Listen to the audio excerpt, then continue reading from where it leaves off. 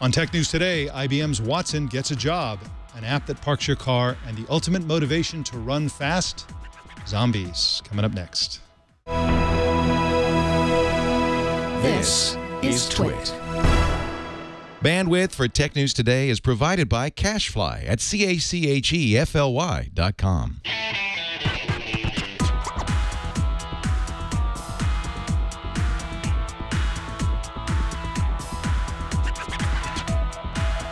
It's Thursday, January 9th, 2014, and this is Tech News Today. Welcome to Tech News Today. I'm Mike Elgin. I'm Sarah Lane. And I'm Jason Howell. Tech News Today delivers the top tech news in 30 minutes or less. Well, today is the 7th anniversary of the iPhone announcement by the late Apple CEO, Steve Jobs. And I think this was a seminal moment in the history of consumer electronics because this was the beginning, this was the first mainstream product for the post-PC revolution, multi-touch and all that kind of stuff. And now that's everything in the market. And it was also the completion of Steve Jobs' long return to Apple and his reinvention of the company. And nowadays, Apple, you know, much of their revenue and stuff like that comes from the iPhone services, content, and that sort of thing. What does it mean to you? I know you're an iPhone fan. I'm an iPhone fan, but I didn't get an iPhone in 2007 when it was released, and you might remember there were a lot of naysayers saying this is the stupidest thing. They're not going to sell any of them. They're priced too high. Expensive, yeah. They're expensive. I was one of them. You want a physical keyboard, and you know whether or not you like the iPhone, it's been a huge success, and it's driven the market. Yeah. Everybody makes their version of what the iPhones created with smartphones way back when. So that's right. I was a little late to the game. I held out for about 2 years after the iPhones were available. I had a BlackBerry Pearl. So did I. I thought it was one, so a little great. tiny one, right? Yeah, it looks like a chiclets box. And I said, I don't need an iPhone. Yeah. Then I got one as a gift, and I never looked back. It was the App Store that got me. When they came out with the App Store, I had to have one because all these cool apps started coming out. Well, let's get to the top news. We told you Monday that Yahoo accidentally distributed malware in Europe to millions through malicious advertising posted on the yahoo.com site. Like during a 4-day period between December 31st and January 3rd, there may have been between 2 and 2.5 million actual infections. The malware redirected visitors to a site with even more malware, but today we learned that some of that malware, a lot of that malware, was taking over victims' PCs and turning them into Bitcoin miners, gobbling up resources for the victims and generating money for the malware creators. Fingerprints are so 2013, you guys. Samsung might be adding an eye scanner to its upcoming Galaxy S5. I always have to think about that, S5 smartphone, to compete against Apple's iPhone 5S fingerprint scanner. That's at least what Samsung's mobile VP Lee Young-hee tells Bloomberg in a story that was published today. He also said to expect the Galaxy S5 by April and that the phone, quote, will be paired with a new wearable device that will be an evolution of the Galaxy Gear smartwatch. Sexting teenagers aren't the only ones who need messages that self-destruct. A new iOS app called Confide enables encrypted, private, temporary messages designed for professionals, and it uses email instead of phone numbers. Remember, the part of the problem with Snapchat was the phone number database. You can send screenshots, and these screenshots are difficult to take. The pictures are difficult to take screenshots of, and if they are taken, the sender will be notified. The words are hidden unless users pass their hand over the screen, a kind of wand effect. And the notification for read messages is delivered to the sender. One possible snag is that this is designed for business people, and the government regulation of business requires an audit trail and the retention of business messages. Sure, all this wearable computing sounds promising. We all want to wear all of our computers, but how willing are we all to pay up to buy into the future? Google Glass is, what, $1,500. The Sony Smartwatch 2 is $200. The Pebble Steel is $249. That's too expensive for a lot of people. Arco says it's launching a basic smartwatch this summer for just $50. That's cheaper than most watches. I mean, look at Swatch. It'll handle smartphone notifications, music playback. It'll have a 1.5-inch non-capacitive e-ink screen. And here's the wow factor, you guys. Hold on to your butts. It can tell the time, too. What? Android and iOS dominate the market, but a Linux-based alternative called Tizen has powerful backers, including Samsung, LG, Intel, Fujitsu, Huawei, Vodafone, and Orange. A spokesman for Japan's largest carrier NTT Docomo, told AFP that Tizen phones would hit in March. Japanese paper Mainichi Shimbun said yesterday that Samsung's Tizen phone would be announced before Mobile World Congress in Barcelona, Spain on February 24th. The details about the Tizen app stores at that event are expected, and other alternative platforms like Canonical's Ubuntu, Linux for smartphones, Firefox OS, and Sailfish. Out of all of these, I think Tizen has the best shot because it's backed by the big, powerful companies. You know what comes to mind when I think of wearable technology? Dick Tracy. No, seriously, the original smartwatch was a two-way wrist radio worn by Dick Tracy, the comic book cop, back in the 1940s. He was quite a trendsetter. And BEM Wireless is bringing him back with a watch called the Speaker Band. It's actually really just a Bluetooth microphone and speaker in a wristwatch form. It works with iOS or Android. It answers calls, lets you listen to music, has 6 hours of talk time, so says the company, even caller ID because, you know, you're a detective. It'll run you $50 and ships at the end of the month. A Google Plus user named Stefan M. noticed that some Chromecast icons in the latest version of the Google Plus Android app. Those icons might reveal the future plans to enable the app to display Google Plus photos, Hangouts, and posts on TVs using Google's Chromecast dongle. A Google representative told Tech News Today that, quote, "We don't have any plans to announce at this time." IBM's Watson computer has had a lot of fun playing Jeopardy, but now it's time to put the artificial intelligence system to work. IBM is investing the non-trivial sum of $1 billion into a new business unit for Watson, which includes a $100 million equity fund toward new innovation at its Watson Developers Cloud, currently available to developers. IBM also says it plans to hire 2,000 employees in New York City. The computer, which used to be the size of a whole room, has slimmed down to the size of 3 pizza boxes. Would you trust a smartphone app to park your car? A French company called Valeo demoed their prototype automated parking valet app at CES in a parking lot yesterday. It supports both iOS and Android, and you can get out of the car before the car parks itself. Valeo's main business is making car parts and electronics, and they have a Park for You system. That's park with the number 4 and the letter U, that uses ultrasonic sensors, laser scanners, and cameras that are already installed in some BMWs and Range Rovers and other cars. And the car will actually find a spot, identify a good way to park, you know, parallel parking and so on. Then it will actually park.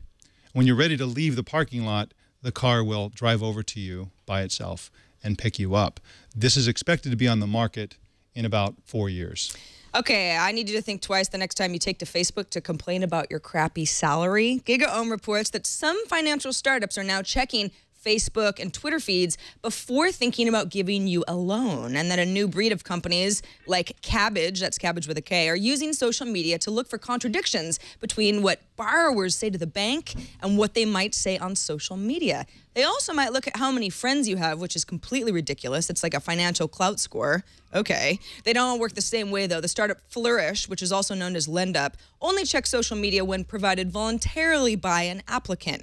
Consumer advocate groups say, we're not into this trend, and then claim federal laws aren't doing anything about it. That's at least according to the Wall Street Journal. Well, now we're going to go back to CES today, where Father Robert Ballecer, who you know as the host of This Week in Enterprise Tech, Know-How, and Coding 101, and also Scott Wilkinson, the host of Home Theater Geeks, and Dick DeBartolo, the GizWiz, and a Mad Magazine writer, are surviving. Let's hear it. Robert, what do you have? I'm Father Robert Ballecer, the digital Jesuit here at CES 2014, and TNT, here's day 2. Now, the Oculus Rift was all the rage last year, but it's just eyes, and eyes are only as good as the input that comes into them. That's why we're at the YEI booth taking a look at the Prio VR. This harness is a no-drift input system for pretty much any system. You could be playing it on a standard TV, a standard console, or using the Oculus Rift. Now, right now, I'm seeing my arms move in real time using these two controllers. The wonderful thing about this is because of the variety of sensors, I can have very free motion of my limbs, and it mimics almost perfectly inside the Oculus Rift itself. We're going to see technologies like this as VR continues to enhance. Not only will we see these displays increase in resolution and therefore in clarity, but we're going to see a whole series of technologies that take the real world and put it in here. Now, if you excuse me, I've got some zombies to kill. This is a 55-inch UHD panel, but because it's glasses-free 3D, we're only seeing 720p per eye. I say only, it's hardly a little bit. It's a very nice picture. And one of the most important points about it is that it has 35 viewing zones rather than what used to be traditionally like 7 or 9. So there are many more positions for you to stand and see a 3D picture without glasses. Very cool.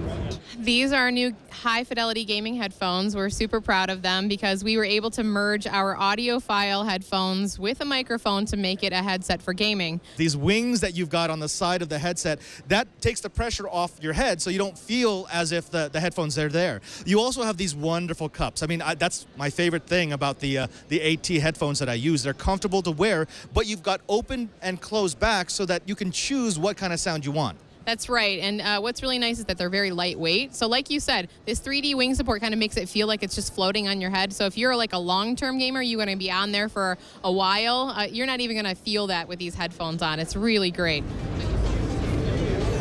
Just what I want on my bedroom wall.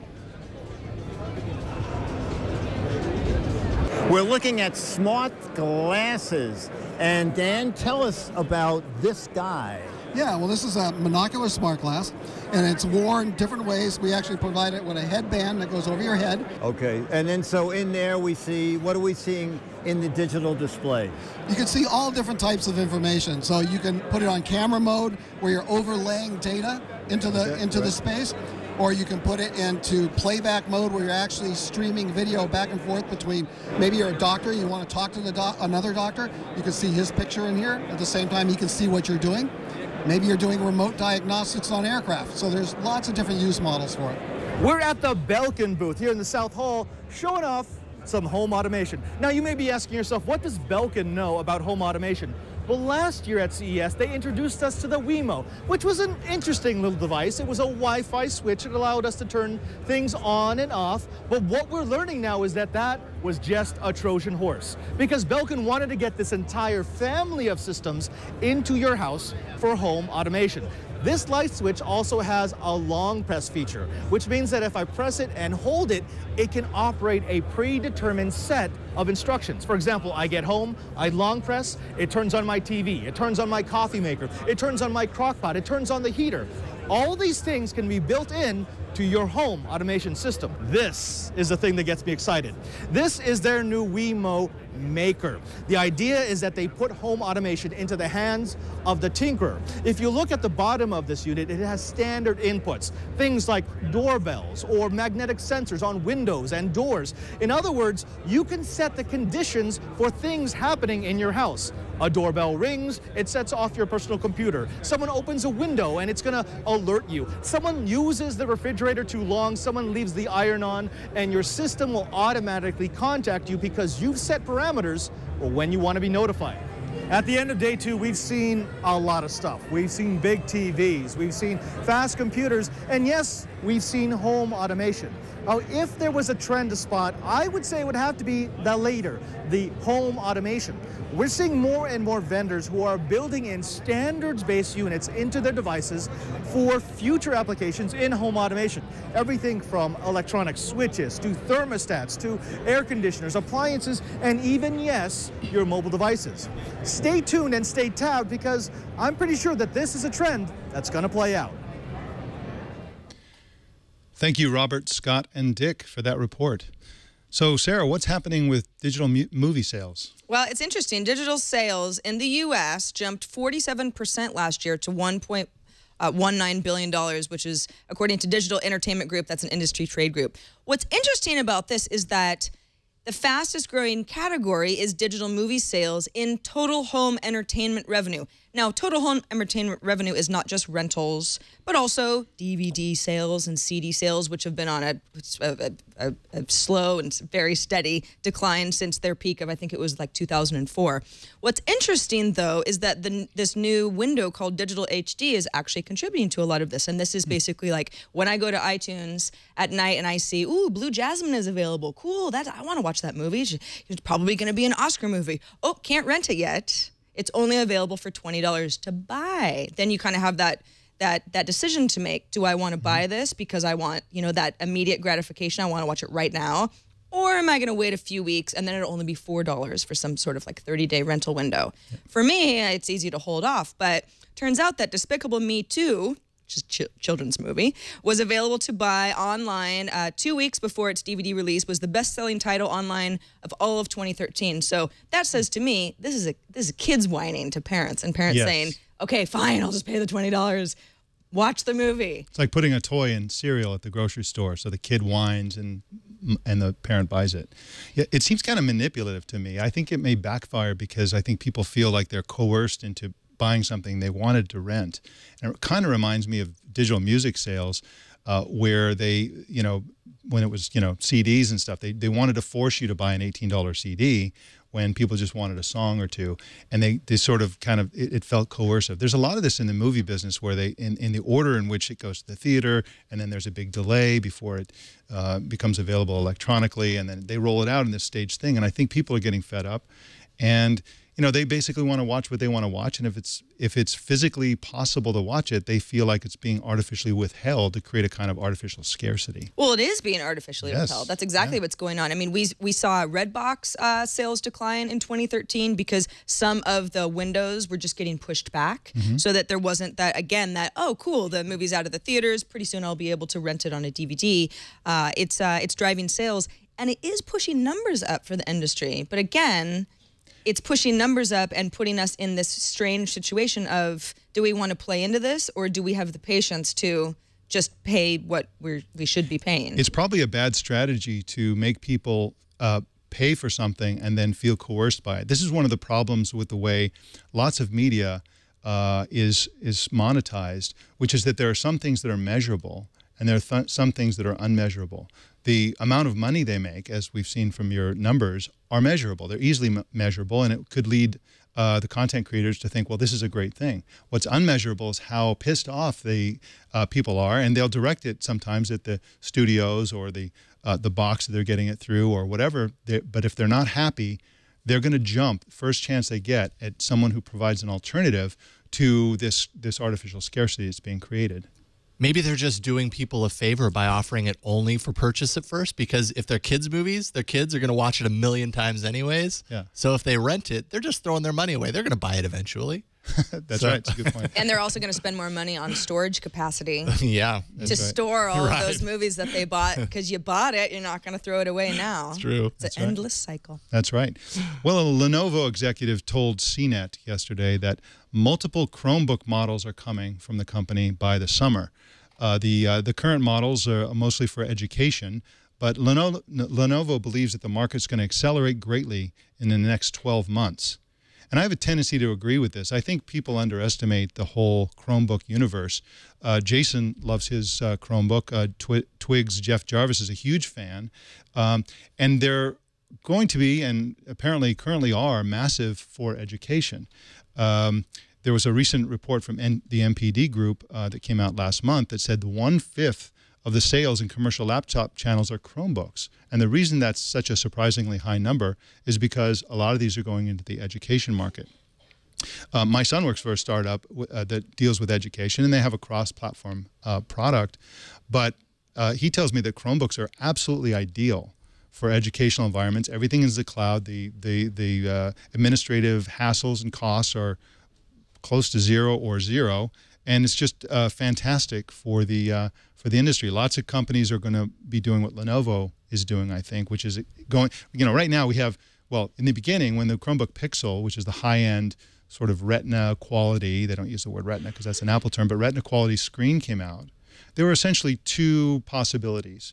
One of them was the Retina, which was super expensive, but really nice. And then there was the really inexpensive ones, and they were kind of lousy. Yeah, they were pretty lousy. Like the experience of using those. And I think what we're facing this year in 2014 is a world in which you have the whole spectrum of Chromebooks, from probably $150 Chromebooks that are not so great, all the way up to super high-end.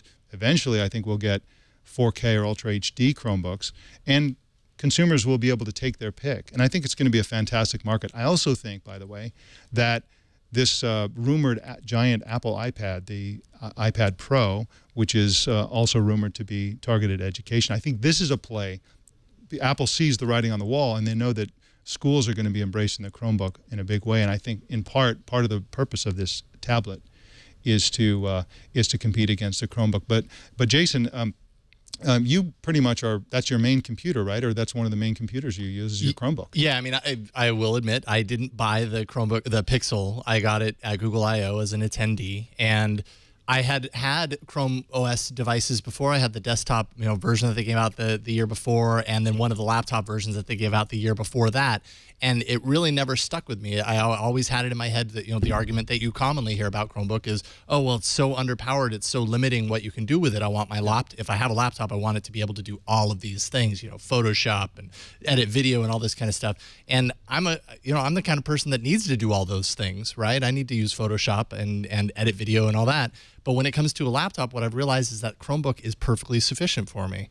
And I think it's perfect for education. I think the fact that it really kind of is, it's all cloud-based, so hopefully, at least at this point, you don't have to worry as much about kids kind of getting in there and messing up the device or doing something that they shouldn't be doing on it, more or less. I mean, I think it's perfect, and the low cost is very helpful. As long as the low cost doesn't mean cheap, though. And that was the problem with the older devices. Now I think they're catching on and saying we need to offer quality devices in Chrome OS, and the more people really kind of use it, the more they'll understand why it's good to for them to use it. Sarah, you don't use a Chromebook. Are you a Chromebook naysayer? Or? No, not at all. I just haven't bought a new laptop in years, actually. But I think the Chromebook, the sort of revolution of everything being in the cloud, is really just the beginning of a long trend that'll continue. It's really, and you talk about inexpensive versus expensive versions. It's just about what kind of vessel you want to run, right? The idea that all of your information is not really physically in front of you anyway is freeing to me. I mean, that's why I like streaming music. That's why I don't have any physical media in at my home theater anymore. Everything is just coming through wires, and I like it that way. It just simplifies things. And yes, the education market is a big one for Chromebooks, but I think in general, that's just a shift that people are going to because there's less hassle. Yeah, I think that's a great point, and I think, Jason, you can agree that the biggest benefit is the psychological feeling you get knowing that it's more secure because you can't get viruses and that kind of stuff, and you know where your stuff is. Yeah, exactly. I mean, the obvious downside though is that it's a cloud device, right? If my Chromebook didn't have, it didn't include that LTE one. I think it's 100 megs of LTE for 2 years through Verizon for the I/O versions of the Pixel that came out. Just yesterday, I was at our new house and we were kind of going over plans for it. And of course, it's a Google Doc that I needed, and it was having a hard time connecting to LTE, so I was kind of stuck. So in that regard, it kind of sucks. But in the school, you're going to have constant connectivity. So yeah, perfect for that environment. So, Sarah, do we have any email today? Yeah, Max from Brooklyn in New York says he wants to point out an interesting thing that he's noticing about CES this year. Says there's a trend of trying to spread tech news out to the masses in a more integral, mainstream way. There's Yahoo with their digital magazine announcements, David Pogue and Yahoo Tech on stage, which went live yesterday. Even networks from YouTube are out there sending their normal people, he puts normal in quotes, updates throughout the day. He says this year seems to be a more refined version of CES. They've learned from their mistakes of over-cluttering and bad timing, which were prevalent last year and in years past. Max says, my point is, this year's CES is not just an introductory teaser to this year in tech. It's been a real discussion of bringing the complicated technologies that geek communities develop to the masses in a way that really adds meaning to their lives. And this year, I believe, we'll begin to learn how to do it right, from wearables all the way to home automation. Well, I think that Max is a very optimistic person. I don't know that I feel like CES feels all that different to me. Then again, we're not there. Yeah. We're not on the show floor. So there may be something to what he's saying. I think we're starting to see the trends of the year emerge. Cars, certainly wearables, wearables, crazy panels.